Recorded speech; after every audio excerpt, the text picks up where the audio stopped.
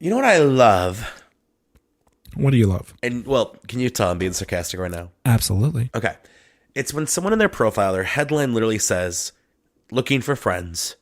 You go down and it says, like, their little bio says, I am looking for friends, just friends. I am married, but just looking for friends. I need some more friends, blah, blah, blah. There's more friends in the profile name. Just friends. Than in the show Friends. Like, Yeah. friends only.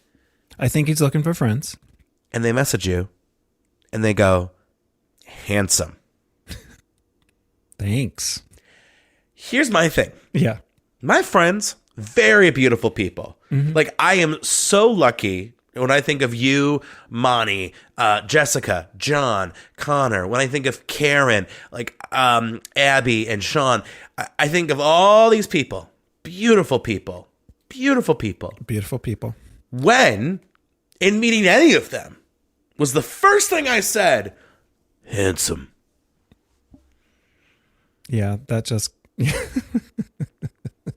That's not a friend vibe. Mikey, I want to throw this table out the window. I know. I can't stay. Why, if you're looking for friends, would you care how handsome I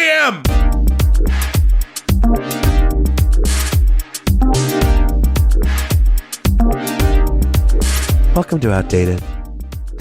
I'm Matt Rebar. I'm Mikey Sowers. And Mikey, I am just over it. It sounds as though you were over it. Yeah. But you know what's funny? You know what I thought about today? What? If someone binged this show, because we record this like, every week, things change. Yeah. But if you're binging all, 10, 12 episodes, we probably sound insane because we're going 1 week. We are so confident. We are so one with the universe. Boys do not matter. I believe in the beautifulness of life. And the next week we're like hysterical and screaming and crying. And then we're back to, I'm just going to take a break from dating. I'm not on the dating apps. I'm just going to focus on me next week. Okay, I'm done focusing on me. I want men. Where are the men? Dating bipolar. Mm-hmm. Totally. I feel like you cannot binge the show. Some of our friends just have recently, actually. So that must be so jarring. I mean, it's entertaining. You never know what to expect. I'm so glad that our lack of love life is so entertaining, people. Speaking, how's it going? What's new? Well, I got some. So you got some? Mm-hmm. Wait, what? I don't want to go too much into detail yet. But well, listen, you made me reveal some things last week. I know I did. Yeah. So I think it's your time to share. Hit us with your best shot. Okay. So it's a repeat. So it's not the 24-year-old. Okay. Just making sure I get that out there. It's not the young child. No, it's okay. We don't need to pretend like 24 is legal, by the way. 24 is legal. Yeah, it's a joke. Oh my gosh. Oh my God. People are going to edit that out of context. And then I get Dateline at my front door. Mikey, we have some iced tea. We have a pizza here. Is there a Final Fantasy 7? And, oh my God. It's such a good game. You'd run out of the house. Anyway, okay. Yes. So is it a 2-peat, 3-peat, 4-peat, 5-peat? Where are we at? It is a 2-peat. Okay. When was the first peat? So before the holidays, it was kind of in a dating phase. It was nice. Okay. Person texted me last weekend and just wanted to know what was up. And, it kind of fizzled out before, but I'm kind of glad that they picked it up. They have a very intense, all-consuming job. Yeah. So I don't want to go too much into detail yet, but it's something that they're very, very passionate about, and it takes most of their day. Yeah. So I understand not hearing from someone until the weekend. Yeah. In this situation, but it's been quite a while since I've heard from him. Yeah. But texted me, wondered what was up, talked about he was kind of lonely, and I'm like, I read the room. I'm on my way. Yeah. Yeah. So we hung out. We had good conversation, just talked and chatted, and then the good stuff, So yeah, Might see him this weekend. Don't know. But it's one of those things where I'm finally at a place where I'm like, not like, ooh, I can't wait to hear from this person, or I'm waiting for this person to contact me, you know?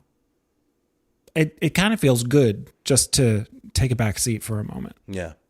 Not taking a back seat.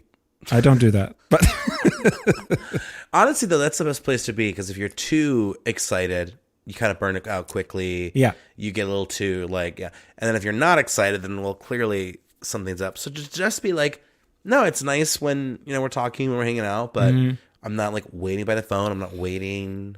Right.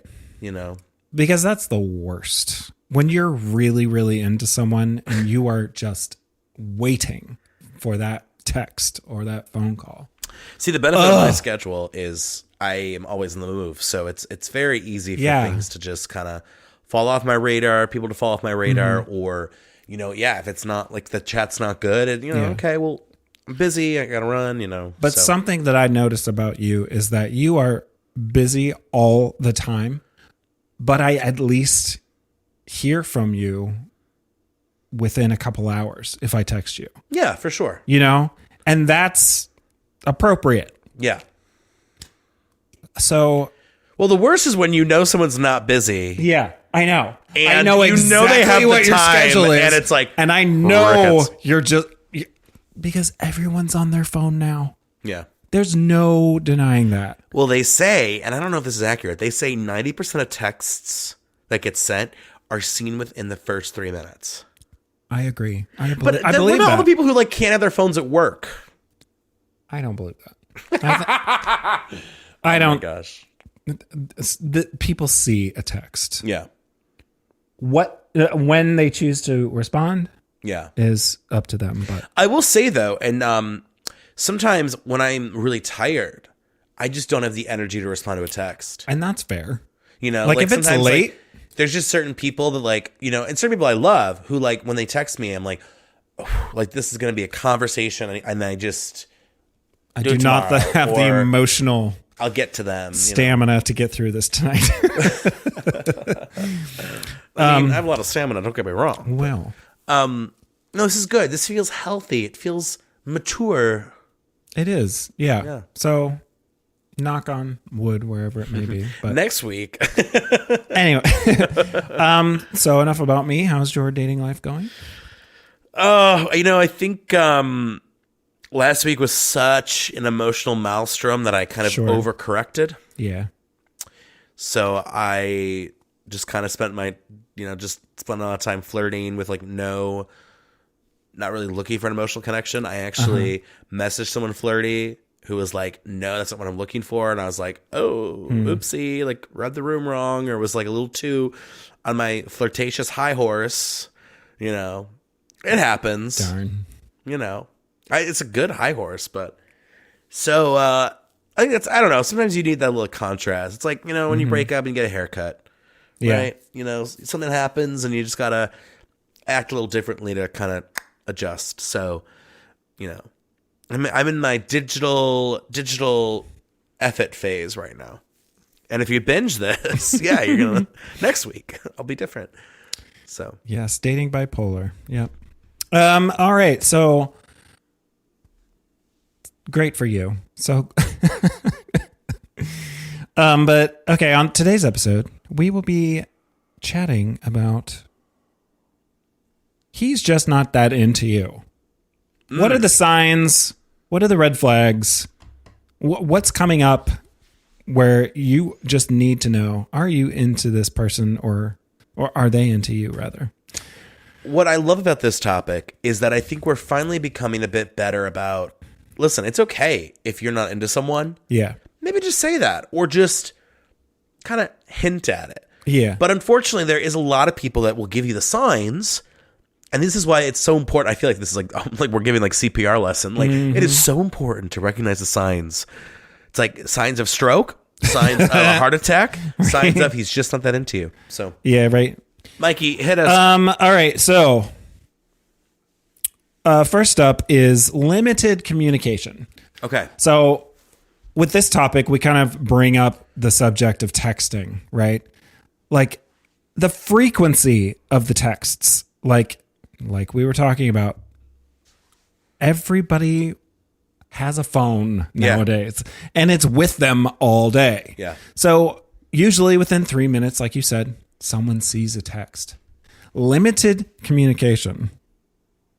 They rarely initiate conversations or respond to your messages promptly, showing a lack of interest in engaging with you. So I'm 100% guilty of this because, you know, I am busy, but then like, who do I respond to? Yeah. And there's obviously priority respondents. I'm like Cedar Point. Some people, they get the fast pass. They're getting on the ride right away. Yep. I'm texting you back. I'm, you know, having a very deep conversation. Right. Other people, it's like, you're kind of in that secondary class where like, I'll get to you pretty quickly, but you know, usually the people who have the fast pass, it's like the guy of the moment, you know, hot guy, number one on the Billboard Hot 100.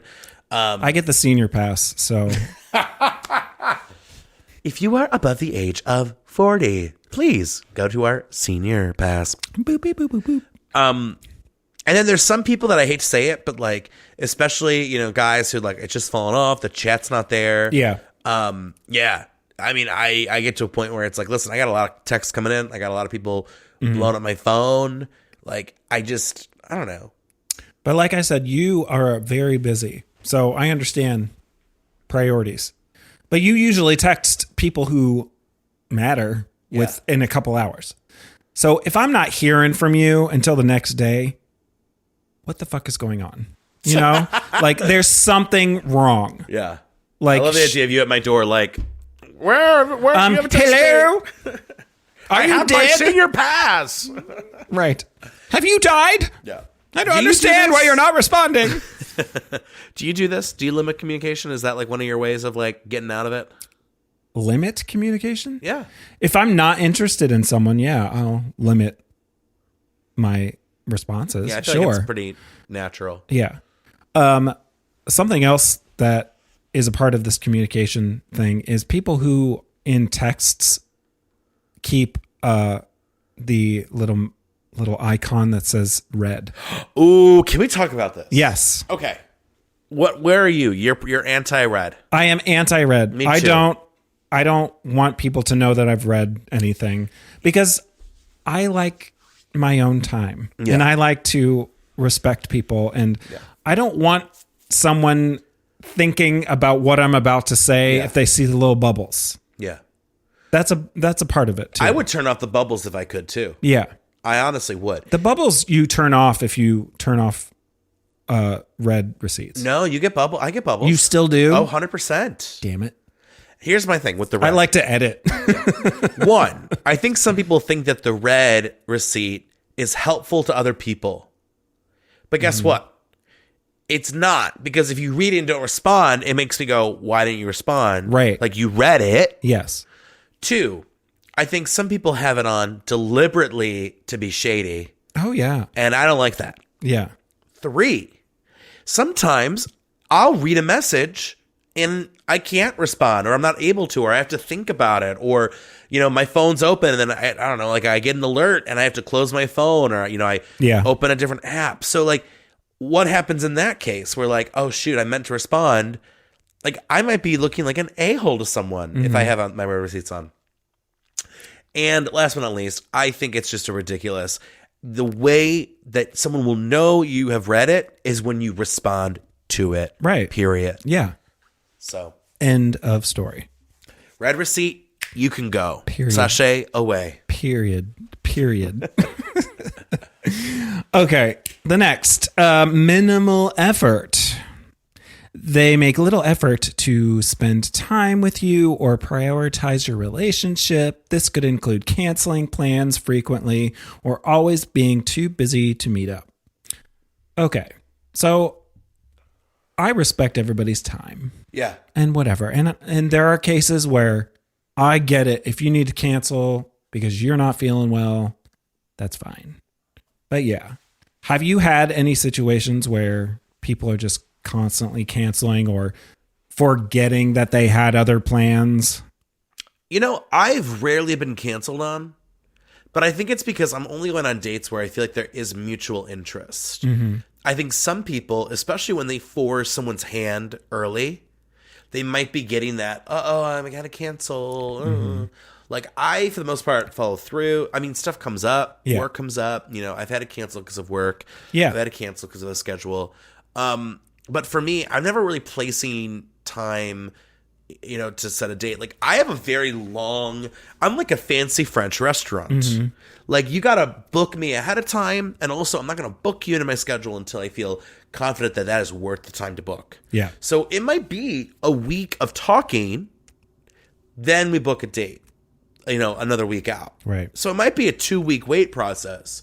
Or, you know, if this is where it's actually nice to meet people physically in a physical space, because if I meet you at Shake, our local gay bar, one of our many, sponsoring this episode, Shake. We should just open a bar named Shake. And then, I like Shake. Yeah. It's fun. If I meet you at Shake, right, and it's like I can have that like almost first date with you right there at Shake. Yeah. That can also speed up things. That can really change it. But it's really hard to say all these people that I match with on Tinder, all these people like, if I set a date with everyone I match with, I'm having like 4 dates a week, easily. Why don't you brag about it? Well, I mean, minimally 4 dates a week. No, but you know what I mean? Like, if I want to date with everyone I match, I mean, dude, I would have to quit a job. I'd have to stop this podcast. You know what I mean? Like, something has to go. I just want a conversation with people that I match with. Yeah. That's my struggle right now. Yeah. Like, I could maybe have a date a week, maybe 2. Like, yeah, but I don't know. I feel like trying to really make that first date as successful as I can. And part of that is weeding out people. Yeah. And I don't know. Some people, I think that I put in minimal effort because of my schedule. They want me available for them. It's never going to happen. Yeah. Right. Like, sorry to bust your balls, but. So, as a matter of fact, that actually plays into minimal effort. When you match with someone and there's no conversation. Hey.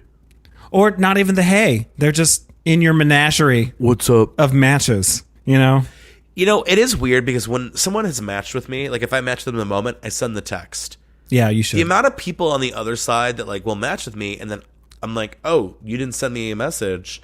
So it means that when you swiped right, it went, here's the match. It's weird behavior. It is. Because frankly, if you're not going to match and send a text, unmatch. Right? Yeah, this ain't Pinterest. I've called Tinder Pinterest of dating. Yeah, Pinder. Pinder. Or Tinderest. Yeah. Okay. Next, lack of attention. They seem distracted or disinterested when you're together, focusing more on their phone, surroundings, or other people instead of engaging with you. If someone was on their phone during a date, I'd be like, you seem busy. Bye-bye. Okay, this is where I'm guilty because I think my undiagnosed ADHD has really made it hard for me to like not use my phone as like a safety blanket. Because sometimes when I'm in a situation, like a good example would be us at Shake last week.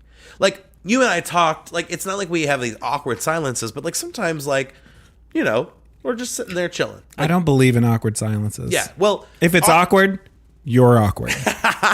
Well, no, I think there's 2 different ways. There's what I call awkward silences, which is like when you feel like, oh, this like we should be talking. You know, usually like when you meet someone first and you're trying to get to know them, like sure, you don't want silences. No. But then I call them perfect silences, where you have a friendship, you have a relationship, you're with someone who you can be in silence, you can be each on phones, and it's not awkward because you know each other really well, or you know, like I don't know. I think it's hard to have that expectation that like if we hang out for a few hours, like we have to be constantly up each other's ass. Like, right. I think that's really hard socially to like commit to. So yeah, I mean, on a first date, no, I'm not gonna pull out my phone on the first date. I think that it's like I'm really trying to be present. I'm really trying to like get to know you.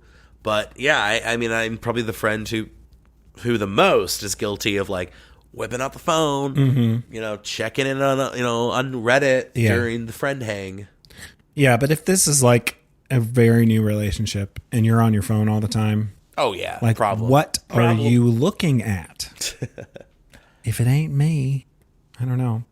Let's see. Mixed signals. They send inconsistent messages about their feelings or intentions, leaving you confused about where you stand in the relationship. My thing here is like, I think it's possible to feel multiple things at once. Yeah. I think it's possible to say, I kind of see a relationship with you and I don't. I really like these qualities. At the same time, I don't like these qualities. Mm-hmm. I think it comes down to clear communication. Yeah. And what it's saying here is it's inconsistent messages that leave you confused versus someone can have mixed feelings, but say, hey, I have mixed feelings. Like, and that's what I think I do a good job on. If I'm not sure, I tell someone I'm not sure. Mm-hmm. And then if they ask, I'll say why. And then usually that leads to a whole thing about, what do you mean? Blah, blah, blah, which then usually confirms why I'm feeling mixed feelings. But yeah, I don't know. How about you? I think I need the honesty.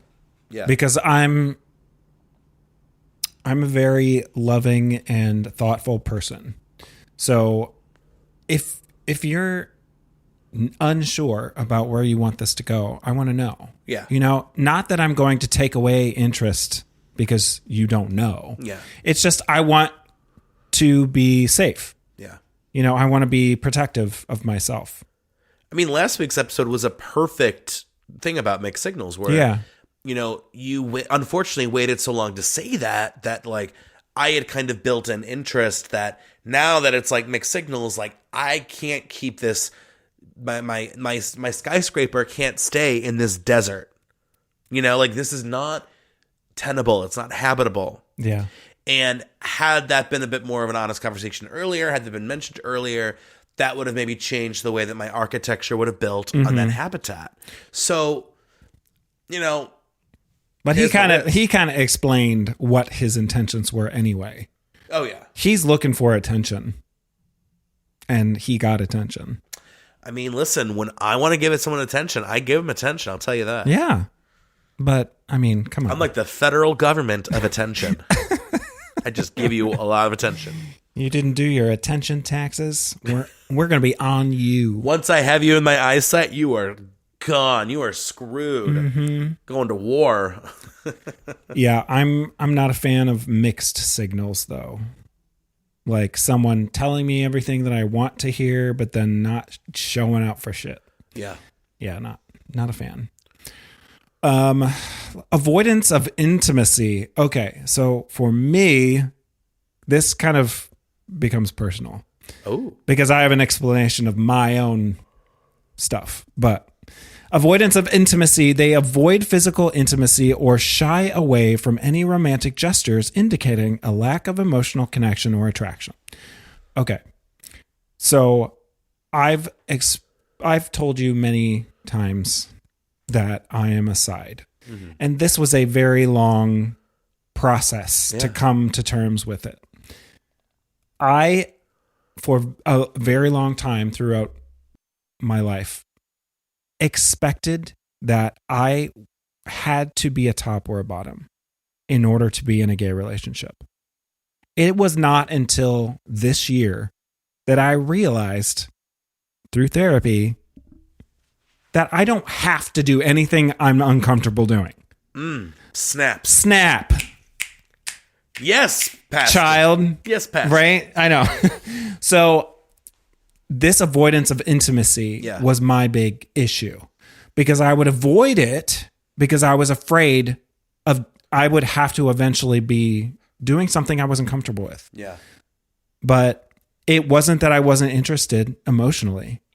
Yeah, no, I think that your intention was not necessarily to curb interest. It was to build the interest without, you know, that being an issue, right? Like, so I wouldn't say that ties into what you were doing. You know what I mean? Like, I think this is more of like, and frankly, this is where when you're emotionally interested, I think maybe, but not physically. Right. Like, I had a friend who like just could not make it work sexually, and they were like, I really like the emotion. And I'm like, listen, the emotion's great, right? That is nice, but like, if you're unable to have sex at all, right? Problem. Yeah. Unless you are two asexual people, unless you both have low libido and that's not an issue, right? But if one partner is saying I need sex and you're in you're not giving it because you're not sexually interested. That is on crash course. Like that is a train heading straight for derailment. Yes. That is like, in the old Western movies with the train going over the canyon and then the train gets blown up on the tracks of the canyon. They're like, we got to stop the train before we get to the canyon. That is exactly what that is. Period. That's what it is. Do you feel though, like, okay, so physical, we talk about physical, but emotionally, do you bring like a lack of an emotional connect? Or no, I feel like you're the kind of person who's like, it's either there or it's not. It's not like you're shielding it. I've had relationships in the past but the fear of intimacy made me withdraw emotionally from it because I was afraid. But anyway, this is more about somebody else. I'm just explaining how I acted. Yeah. But I think most people, if anything, though, like they don't avoid the physical intimacy, right? Because that's easy. That's opposite than what most people do. Yeah, all they do is physical intimacy. Yeah, I think what's interesting, maybe this is more straight people, but like I think in the gay community, like the physical intimacy is the easy part. Yeah, it's really the emotional intimacy that's actually the issue. Because we're used to it. Because for many years, an emotional relationship wasn't available to us. It wasn't really. I mean, it's actually because really we had no future. Yeah, it's really fascinating actually. Like if you look at around the time of the AIDS crisis, a lot of gay men did not think that love was possible. They did not think monogamy was possible. Right. They did not think that obviously marriage was, that's never going to happen. Right. Right. So you have a lot of people who are just, no, I'm just here to have sex with guys. That's all that I'm good for. That's all that we are good for as gay men. Mm-hmm. And so I think that there's a lot of gay men who struggle with the idea of relationships, of love, of even monogamy, which I'm not judging if you're not into monogamy, but like it's a choice. Monogamy is a choice. You got to wake up and choose it. Yeah. Right. Right. I mean, an open relationship, having multiple partners, right? That's, you don't have to choose that as hard, right? I mean, if you're into someone, you can go do them. God bless you. Yeah. You do you and whoever else, That's a good one. I like that. Put that on our merch, available in 2040. All right. Our next kind of topic is excuses and justifications. So they often make excuses or justify their behavior when you express concerns about the relationship, deflecting responsibility for their lack of interest. I hate that. Yeah. Yeah, I'm not a fan of that. Again, clear communication. Mm-hmm. It's all about communication. I just want to know how you feel. I want to know how you feel. I want you to show me. Great song. Okay, next is minimal future plans. Ooh. So they show little interest in making future plans with you or including you in their long-term goals, suggesting they don't see a future together. All right, so if I may, Your Honor. You may. I do believe it is very difficult to sometimes think of a big future plan. It takes time to think about marriage and a household and children and a white picket fence and PTA cookies and religious activities and after school and the mother-in-laws and all of that jazz. It takes time. You're out of order. No, but like I don't think it's necessarily like I don't know, the idea of, well, maybe showing little interest, but like I don't know, like I just want to have fun. I want to get to know you. I'm not like trying to like, what's our wedding going to look like? I don't know. So yeah, I think to a degree, if there is not an intention in the sense of like, hey, like I want to see you next week. Hey, what are you doing this week? Like planning for the immediate future. Like if it's that's no what I think future plans. Yeah, I think that's more what we're kind of referring to here. Yeah, like long-term goals, sure, maybe not until we're in like some sort of relationship. Yeah. But I mean, making plans for next weekend or, oh my gosh, this concert's coming up. I really want you to come with me. Or that's the kind of shit that I crave. Yeah. So, to quote Nicki Minaj, that's the kind of dude I was looking for. And yes, he'll be something if you're something hoe. I don't know. From Super Bass. Oh, yeah. Okay. Yeah. That's an old one. Okay. Limited emotional investment. Oof. They don't open up to you emotionally or share personal thoughts and feelings, keeping the relationship surface level. Again, some people, they are like an oyster. And you know what? Wouldn't we all love to just crack open that oyster, shuck it open real quick, throw on some white sauce and linguine, grab a bottle of Sauvignon. Not white sauce. Oh, I don't eat seafood. I only eat meat. But no, I mean, again, I think some people it takes time. I remember this is a great story. My friend, I'm gonna give them a fake name just in case. My friend Terrence. Oh my God, if they know that this is them and they hear that we call him Terrence, they're going to be more pissed about that. My friend Terrence and I went to a psychic fair. Okay. And they were early on in a relationship to which they are now married to the partner. Oh. Okay. I want to go to a psychic fair. What? I said, I want to go to a psychic fair. Oh my gosh, should we go and then talk about it on the pod? Please. The psychic just looks at both of us and goes, ah! I saw a future with you. I'm seeing absolutely nothing. Oh no. I'm seeing you and I naked. Okay. We're going to do a psychic fair. Yeah. I'll contact Terrence about this. All right. Sorry. Continue. So, yes. Terrence, in a new relationship, but the issue that they brought up to the psychic, I remember this like it was right as day. Okay.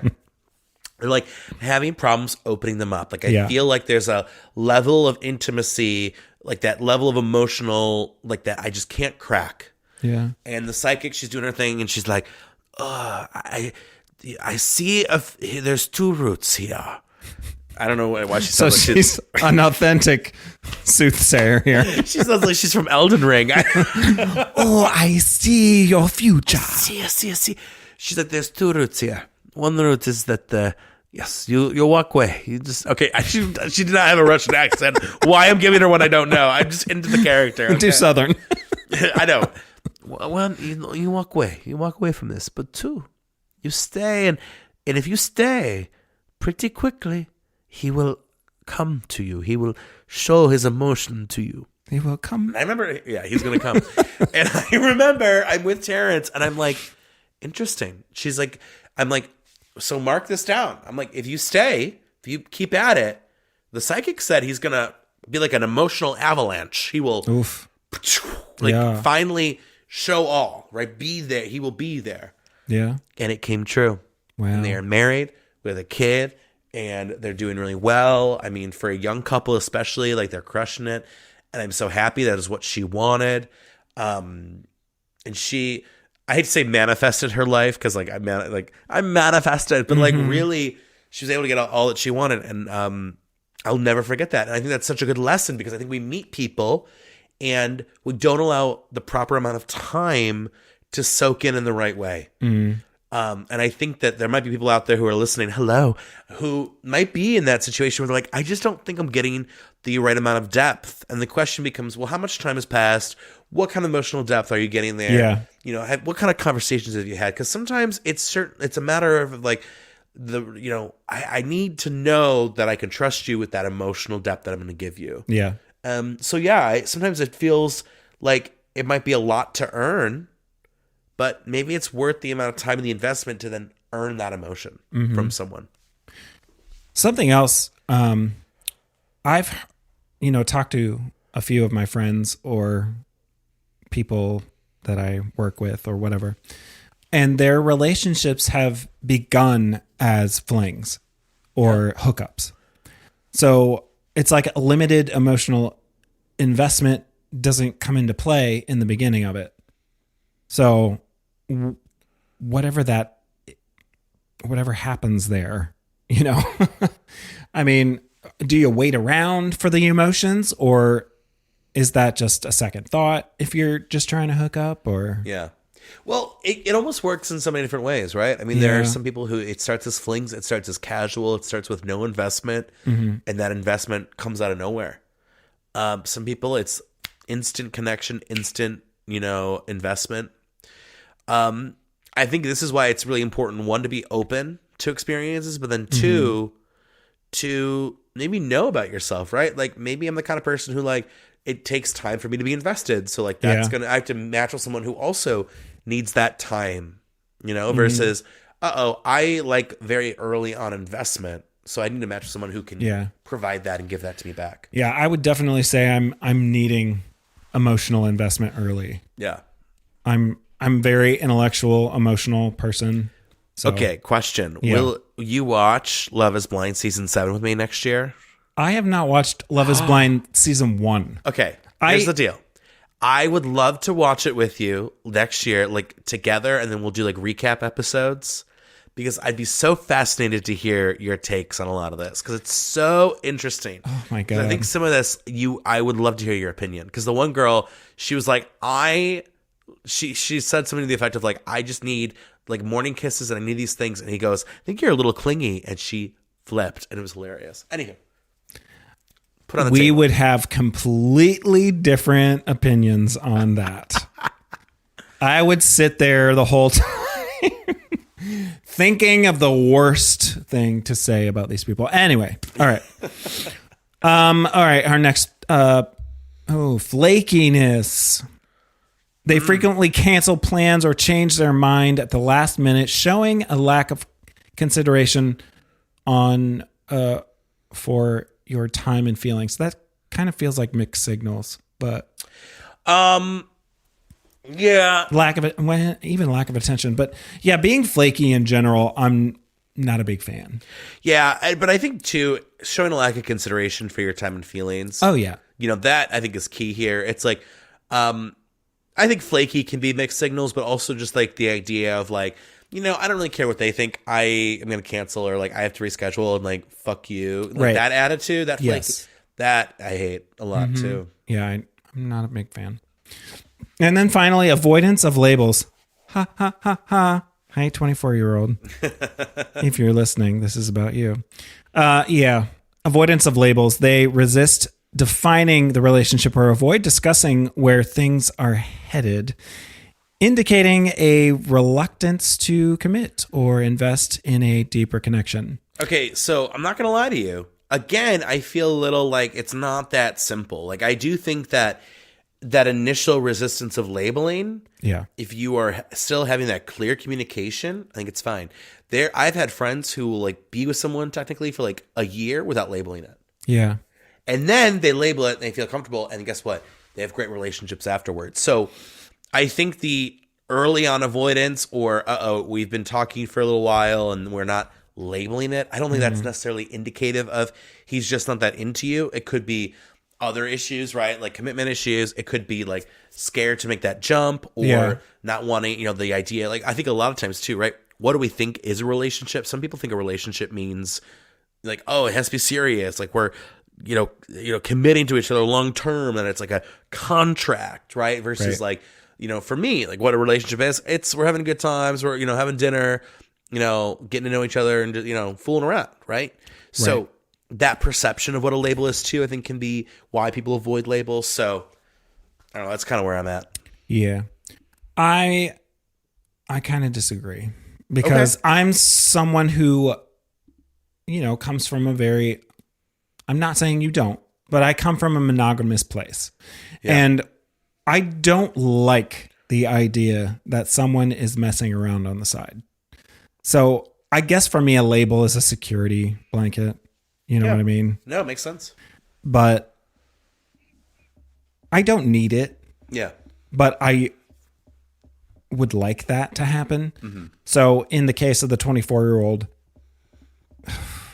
sounds like we're almost referencing a law case. I know. Mikey Sowers versus the state of 24-year-old. It was, here was what we called it. It was exclusive bestie. Okay, now that's a label I hate. You can label yourself anything but exclusive bestie? What kind of 2010 Taylor Swift song is this? I know. Yeah, I didn't enjoy it either. Canceled. But that's what he gave me. So I think if someone said, listen, we're exclusive besties, I'd be like, and I'm out of here. Where's the ripcord, right? Yeah. Yeah.